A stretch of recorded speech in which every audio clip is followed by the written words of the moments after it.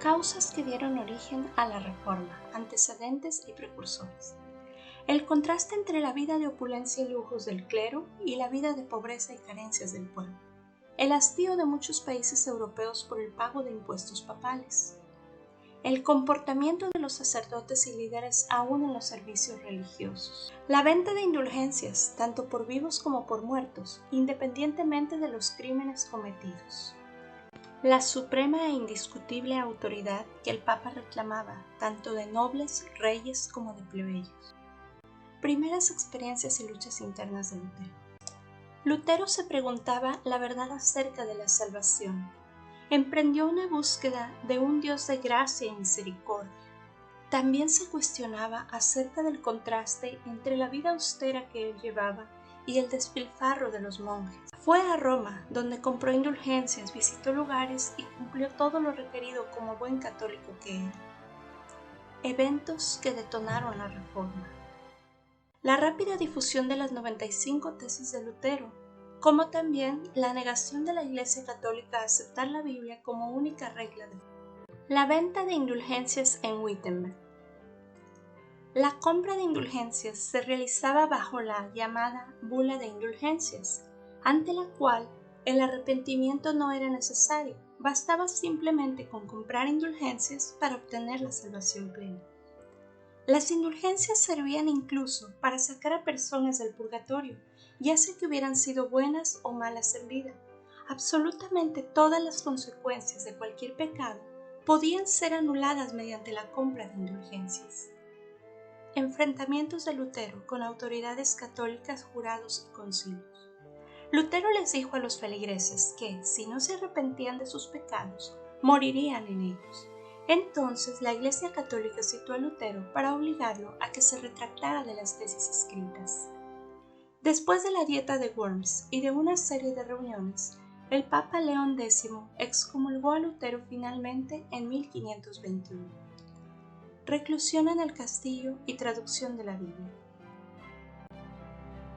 Al finalizar la dieta de Worms, Lutero fue raptado durante su regreso a Wittenberg y llevado al castillo del príncipe Federico III de Sajonia, con el fin de protegerlo de sus enemigos. Fue durante el tiempo que estuvo recluido en el castillo de Warburg que realizó lo que sería una de sus grandes obras, la traducción del Nuevo Testamento al idioma alemán. ¿Cuán importante o trascendente es en la actualidad lo que la Reforma logró para el cristianismo? A continuación, la respuesta del pastor Sugel Michelin, pastor de la Iglesia Bíblica del Señor Jesucristo. ¿Por qué esto es importante?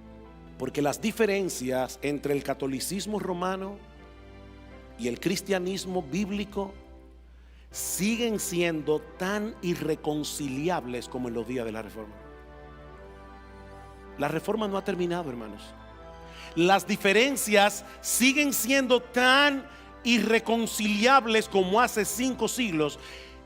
La llegada del protestantismo a América. Los cristianos eran perseguidos en Europa, por lo que muchos de ellos huyeron a las colonias americanas. Ellos buscaban poder practicar con libertad el cristianismo de la forma en la que en Europa estaba prohibido. Un ejemplo fueron los puritanos, quienes huyeron de la Iglesia de Inglaterra. También anglicanos, metodistas, bautistas, presbiterianos, luteranos y menonitas llegaron a lo que hoy es Estados Unidos de América y Canadá. Desarrollo del protestantismo en América. Los puritanos, provenientes mayormente de Inglaterra, fundaron lo que hoy es Massachusetts en el año 1620. Al declarar su independencia de Inglaterra en 1776, las 13 colonias se convirtieron en Estados Unidos de América, siendo sus habitantes mayormente puritanos, aunque también había anglicanos y católicos en minorías.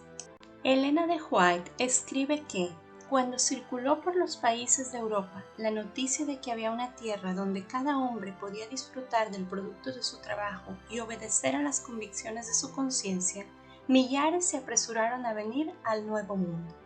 Contrarreforma católica en América. Ante el avance del protestantismo en América, muchos clérigos católicos se alistaron en las misiones, buscando evangelizar las nuevas colonias. La Contrarreforma tenía dos vertientes principales. La primera, la idea de un Dios temible que utilizaba el castigo, idea proclamada mayormente por el Papa Paulo IV. Y segundo, la piedad popular y la experiencia religiosa individual, que dio figuras como Teresa de Jesús, Juan de la Cruz o Ignacio de Loyola. Diversificación y multiplicación de denominaciones cristianas en los siglos XVIII y XIX. Los movimientos de reavivamiento fueron surgiendo y cada vez más las diferencias en aspectos teológicos causaron divisiones entre los diferentes grupos cristianos. A finales del siglo XIX, el pentecostalismo emergió con fuerza. Uno de los puntos destacados de su doctrina fue el don de lenguas. Aún dentro de cada grupo religioso, luteranos, bautistas, metodistas, etc., surgieron subdivisiones. Estas subdivisiones se aplicaban ya fuera a cada país o a algunos puntos doctrinales diferentes. Reformas católicas en reacción al crecimiento del protestantismo. Las iglesias protestantes enviaban misioneros al extranjero, por lo que la Iglesia Católica también comenzó a enviar un mayor número de misioneros, órdenes carmelitas, jesuitas, etc. Se establecieron entonces hospitales, dispensarios, escuelas católicas en diferentes partes del mundo, las cuales tenían el propósito de extender el catolicismo incluso en regiones alejadas de Asia y África. ¿Cuál es la postura de la Iglesia Católica hacia las iglesias protestantes? ¿Qué hace la Iglesia Católica para acercarse a los líderes y feligreses protestantes? A continuación, la respuesta del Dr. Wenceslao Flores Gómez, director espiritual del Seminario Menor. Tenemos que decir que nos une un bautismo y en ese sentido tenemos que tener amor, respeto, estima a nuestros hermanos protestantes. Además, es más lo que nos une que lo que nos separa. Nos une la fe en Dios Creador, Providente, Padre amoroso, Juez, pero también es verdad que con los hermanos separados se da la división, consecuencia del pecado original. Es una situación difícil esta de la división que hay dentro de la Iglesia. Pero tenemos que decir que la Iglesia verdadera es la Iglesia católica. Quiero hacer un llamado a todos los que me estáis oyendo para deciros que la Iglesia católica os necesita. Cristianismo y ecumenismo. Tendencias del protestantismo del siglo XX. Las diferencias teológicas entre los diferentes grupos protestantes que surgieron posterior a la Reforma crearon una separación entre las denominaciones protestantes, metodistas, bautistas, presbiterianos, etc. ¿Qué es el ecumenismo? La definición de la Real Academia Española menciona que es la tendencia o movimiento que intenta la restauración de la unidad entre todas las iglesias cristianas. Por su parte, la Iglesia Católica menciona que el ecumenismo es el movimiento surgido por la gracia del Espíritu Santo para restablecer la unidad de todos los cristianos. Dentro de los pioneros del ecumenismo protestante, podemos mencionar a Carlos Brent, Nathan Soderblom y John Mott. En 1948 se creó en los Países Bajos el Consejo Mundial de Iglesias, el cual es el principal organismo ecuménico a nivel internacional dentro del cristianismo, cuyo lema es inspirando a la comunidad mundial de iglesias a trabajar juntas por la unidad, la justicia y la paz. Este consejo comprende 352 iglesias, dentro de las cuales se cuentan más de 500 millones de cristianos. Las principales iglesias pertenecientes al Consejo Mundial de Iglesias son anglicanas, bautistas, ortodoxas, evangélicas, luteranas, menonitas, metodistas, moravas, pentecostales y reformadas, entre muchas más. En temas de justicia, el Consejo Mundial de Iglesias busca trabajar a favor de la justicia social, de género y económica, del cuidado del medio ambiente y la salud. En cuanto a la paz, busca establecer la paz, diálogos interreligiosos, temas de inmigración, etc. En temas de unidad, busca unir a las diferentes denominaciones religiosas, haciendo a un lado las diferencias religiosas y centrándose en los temas en común. Tendencias del catolicismo del siglo XX. El movimiento ecuménico en la Iglesia Católica fue evidente desde 1925, cuando el cardenal Mercier tuvo encuentros de diálogo con los anglicanos.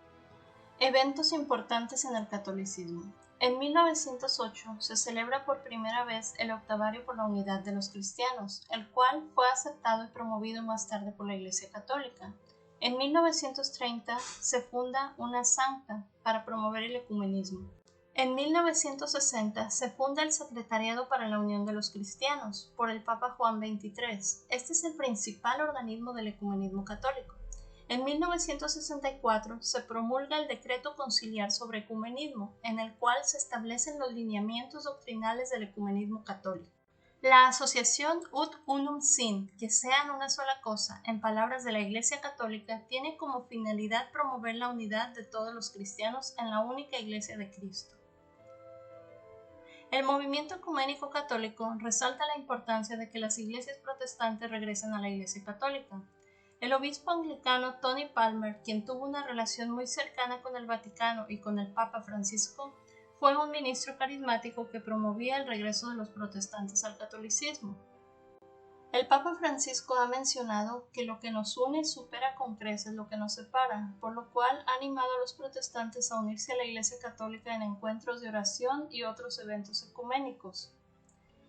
También el Papa Francisco ha llamado a los católicos a continuar con la hermosa costumbre de poner los edificios de culto a disposición de otras comunidades para adorar al único Señor. Postura oficial más reciente del adventismo ante dichas tendencias. La Iglesia Adventista defiende la libertad religiosa, pero no tiene afiliación oficial con ningún movimiento ecuménico, ni con el Consejo Mundial de Iglesias. Sin embargo, participa en ciertas reuniones internacionales ecuménicas, inclusive en la Organización de las Naciones Unidas, la ONU, pero en un papel de observador, no de miembro colaborativo. Acudir a las reuniones ecuménicas solo como observador consultor permite a la Iglesia conocer las percepciones religiosas de otras denominaciones y dar a conocer las propias sin poner en riesgo su propia libertad. La Iglesia Adventista no se ha unido formalmente al movimiento ecuménico porque de hacerlo la misión doctrinal de la misma se vería limitada. La Iglesia Adventista no se opone a la unidad que busca hacer de este mundo un lugar mejor para vivir en temas ambientales, de salud, libertad religiosa, entre otros.